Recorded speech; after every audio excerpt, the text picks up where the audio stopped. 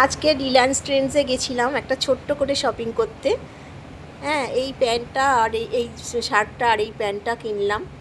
হ্যাঁ, খুবই আমার পছন্দ হয়েছে এই দুটো, যার জন্যে কিনলাম।